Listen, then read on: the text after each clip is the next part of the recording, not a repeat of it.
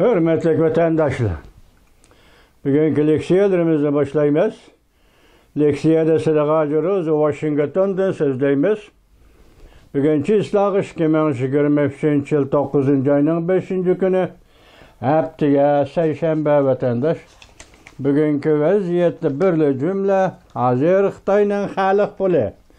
Renminbi 7,3 mo ötkelik yetip geldi. Bundan banka ve başka münasebet dairesiyle patparak buluştu vatandaşım. Vaziyet, yani şu bugünkü gündeki vaziyet, endişelerge yana bir muhim, ben şundak hesaplayman, muhim makala yaki leksiya doğrusu da şendiriş karakterlik leksiya sözleyimiz. Bunun manisi sizlerge belgülük biz 2-3 günden beri sözlep kilovatımız. Amerika Qo'shma Shtatları Savdo Ministri Gina Raimondo xonimning Beijingni ziyorat qilgan chog'dagi so'z iboralar ve matbuotda oshkor bo'lgan siyosat xarakterlik iboralardan xabar topdik. Asta bu Raimondo xonimning Beijingni ziyorat qilishidagi konkret masalalar o'tirg'i chiqishga boshladi vatandosh. Shuningdek qaraganda Jungoning yoki Beijing tarafining bu qatimki ziyoratga emas, Amerika Qo'shma Shtatları Prezident Joe Biden hukumati amaldorlarining Beijingni ziyorat qilishiga asosiy jihatdan sovuq muomala tutgan gap vatandosh.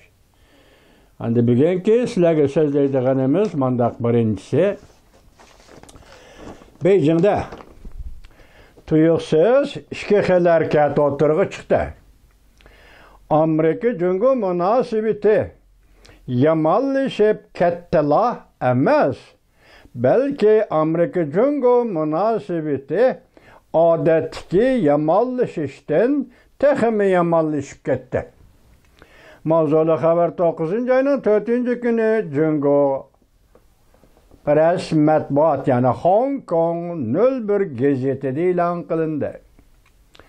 Xabar mundaq boshlandi vatandosh. Amerika Qo'shma Shtatları Savdo Ministri Gina Raimondo Jungo ziyorat oxirlashgandan keyin 9. ayning 4. kuni Jungoda Bexatarlik Ministerligi aloqador to'rbitida Kona Potolkaga yangi ochiq suv qochilish, Amerikaning Jungoga qaratgan strategik siyosati, yangi ishki qo'lliq siyosat, amaliyotda yanala koni ishki qo'lliq siyosatdir.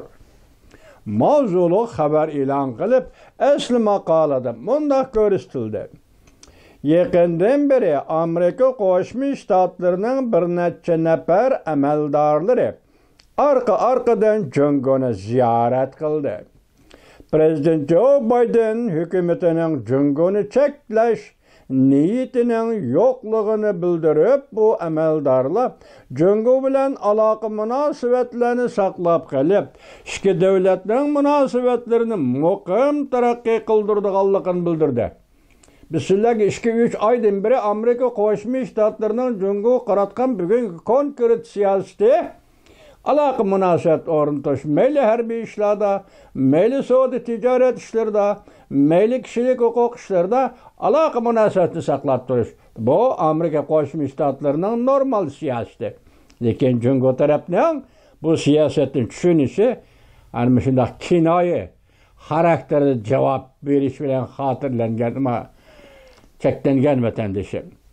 Masalan deydi maqolada Jungo Bexatarlik Ministerligi Jumo Amerika taraf o'xshashli Tayvanga harbiy qurol-yarog' sotib berish, Tayvanga harbiy ishlarga mablag' solishni davomli, yana Tibetga chetiladigan, bu yerda Xinjiang degan ism yo'q Jumo. Tibetga chetiladigan va Janubiy Jungo dengizi qatorliq masalalarga chetiladigan masalalarda yana masala paydo qilib, Jungo iqtisodini ochiq, oshkora ojizlatdi. Bu balki shundoqdir. Tabii o'rnat degandek. Endi ikki davlat o'tirishga munosabat shundoq bo'ladi, chunki Jungo qandoq davlat, kompartiya hukmronligidagi davlatning xarakteri nima? İchki tashqi siyosati nima bu? Keyingi 10 yil ichida Amerika Qo'shma Shtatlari ayon bo'lgandan keyin Amerika Qo'shma Shtatlari davlat bexatarligini birinchi o'rin qo'yib kelib, shu asosda Jungo bilan munosabat qilyapti vatandosh. Endi Amerikaning davlat bexatarligi degan bu mazmun doirasi intayin keng gap vatandosh. Bu dunyonimi, kishilik huquqnimi, ojiz millatlarnimi, dunyodagi baxtsizliklarni hammani o'z ichiga oladi Amerikaning davlat manfaati degan gap vatandosh. Hozir bu yerda nima deydi? Shu davlat manfaatini nazarda tutganda balki shunday ish qilganda Jungo deydi, Jungo iqtisodini ojizlashtirdi. Demak, bu yerda Amerika ojizlashtirdi deydi.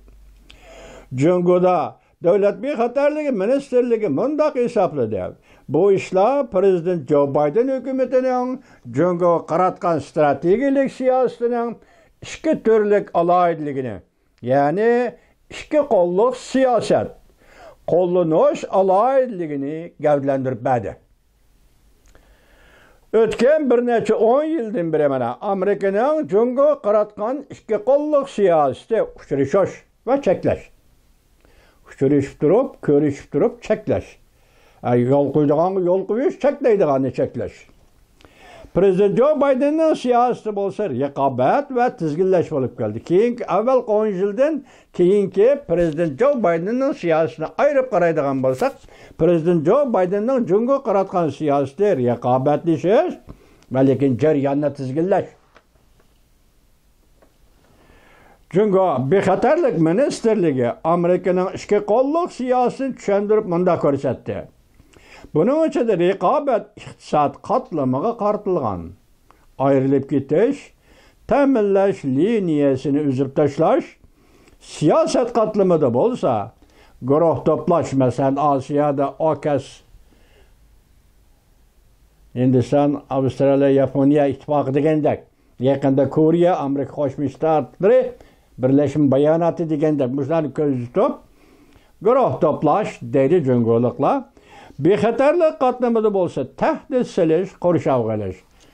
Endi bu bir mustabbid davlatga yoki mustabbid deb atalgan davlatga Amerika Qo'shma Shtatlari muqarrar qaratadigan siyosat bu. Dedik, sizlarga 6-oyning 25-kuni Amerika Qo'shma Shtatlari prezidenti Joe Biden Jungo mustabbid davlat dedi. 8-oyning 9, 10 kunlarida nima dedi? Jungo xatarlik bomba dedi. Partlash oldib turgan xatarlik bomba dedi. Hatta shu kunlarda nima qildi davlat majlisi o'qtirib, Jungoga taqobil turish uchun Amerika Qo'shma Shtatlari jiddiy holatga kirdi dedi vatanda. So'zlab qoldi-ku bu siyosatni ishlagan. Endi bu siyosat hozir emdilatmi yoki burunmi Jungoga ta'sir ko'rsatishga boshlagan gap. Shuning bilan bu maqolani diqqatga vatandosh, shinxoshi emas. Yoki Markaziy televiziya stansiyasi emas, yoki ayrim maqol yozuvchilarning guruhi emas.